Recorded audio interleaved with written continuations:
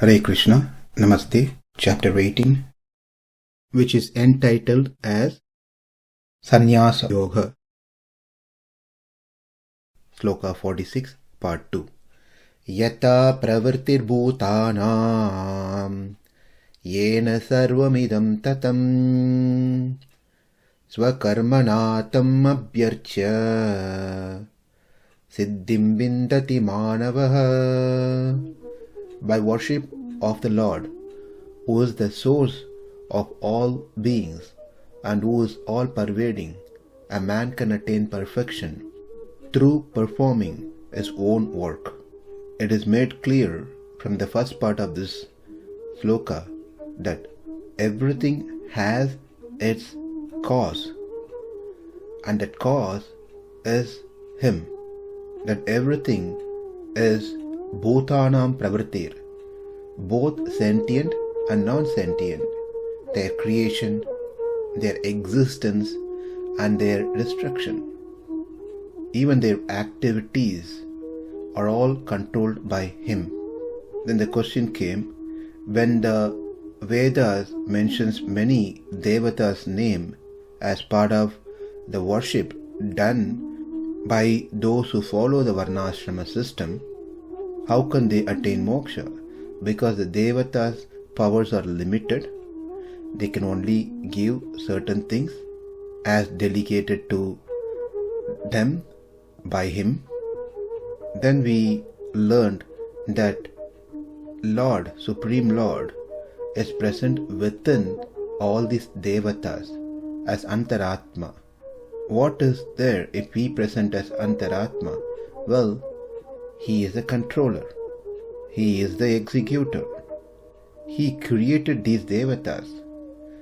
They are part and parcel of Him.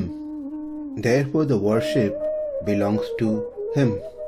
Not only that, the names of the devatas are actually names of the Lord who is present within these devatas as Paramatma. Well, so far it is clear, but all this while we've been mentioning that Him, the Supreme Lord. When Krishna is present right in front of Arjuna, then why Krishna is mentioning Himself to be a third person?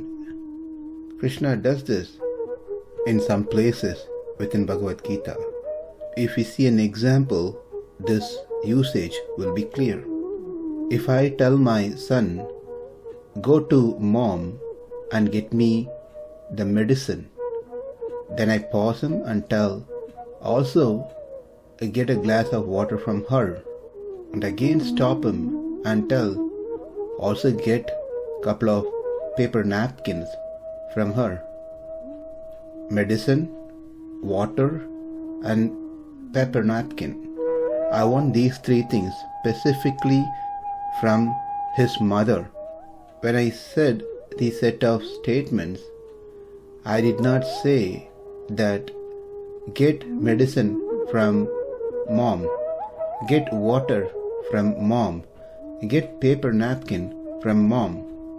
I just used one time in the beginning who that person is. After that, I don't need to mention that person name often. When a person comes to our house, for example, Gopal comes to house, I say, Gopal came to my house. Gopal sat on the couch. Gopal ate some fruits. Gopal got up. Gopal left. Rather using statements like this, I would rather say, Gopal came to my house. He sat on the couch. He ate some fruits and he left. Because the person has been established in the starting, the following statements all refers to that person who established in the start. Keeping these examples in mind, it is easy to understand why Krishna refers Himself to be as a third person. Krishna has already stated earlier that everything originates from Him. aham krishnasya jagatah prabhavah pralayat tata. This is in the 7th chapter, 6th verse.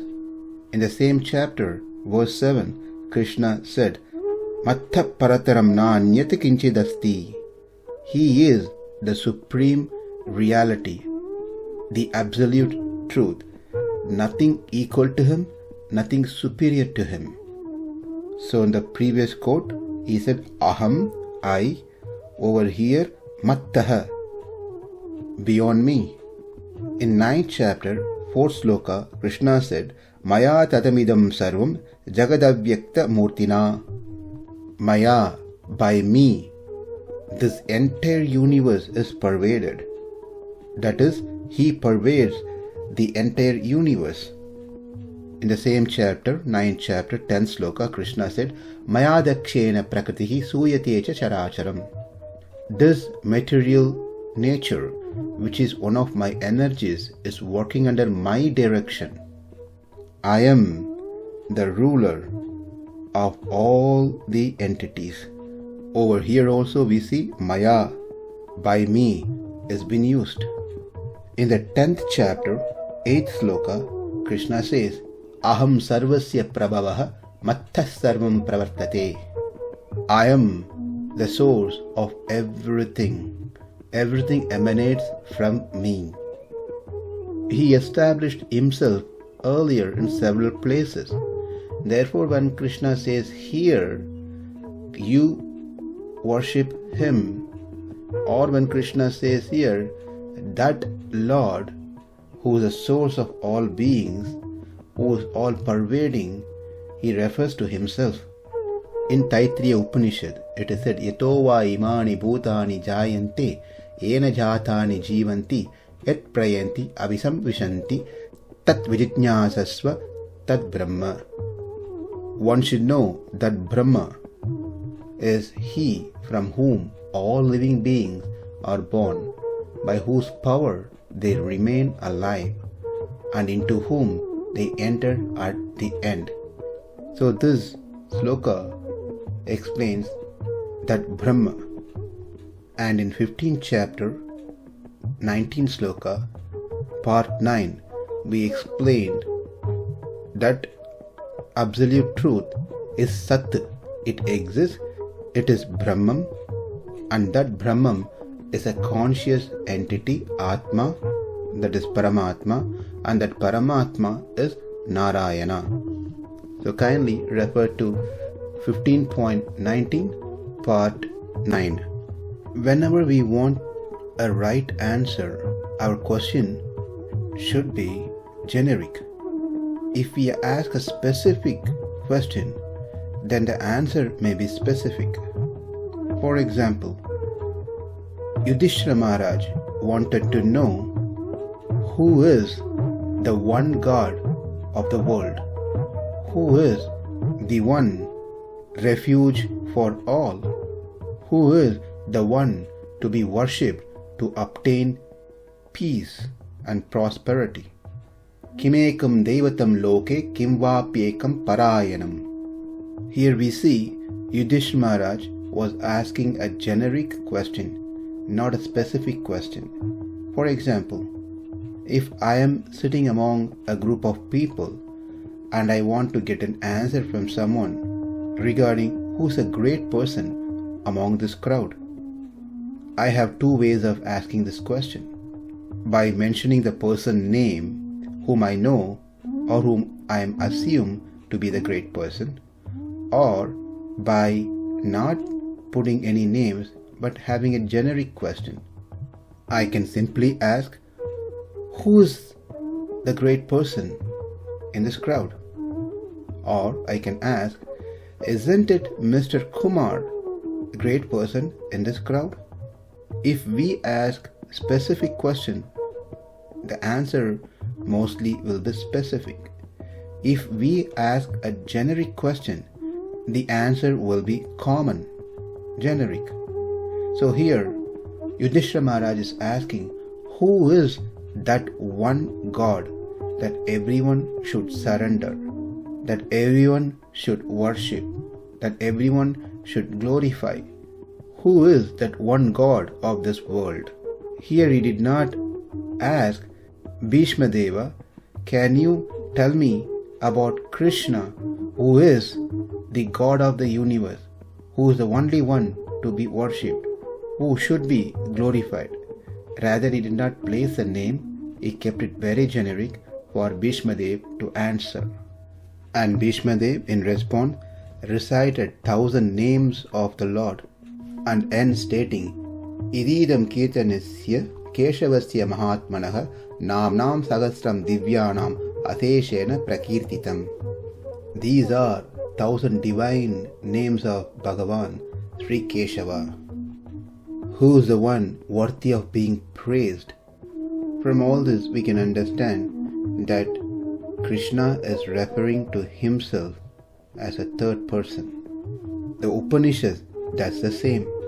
Therefore, the worship that is done to the Devatas in actuality goes to the Lord within the Devatas. That Lord who is situated as Antaratma within the Devatas is the beneficiary. Akashat patitam toyum yata gachanti sagaram sarvadeva namaskara keshavam pratigacchati.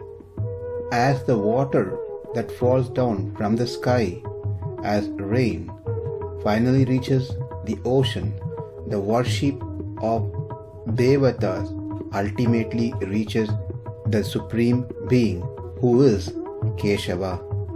Jaimini Rishi, in his work on Purva Mīmāṁsa, he had 12 chapters dedicated for Karmakanda, how to perform the rituals. And in the next 4th chapter, he authored Devata Kanda, about various Devatas and how to apply the Karmakanda as a worship to the Devatas. Then Veda Vyasa authored Uttara Mīmāṁsa, which contained 4 adhyayas, which explained thoroughly about the supreme absolute truth, that is Sri Krishna.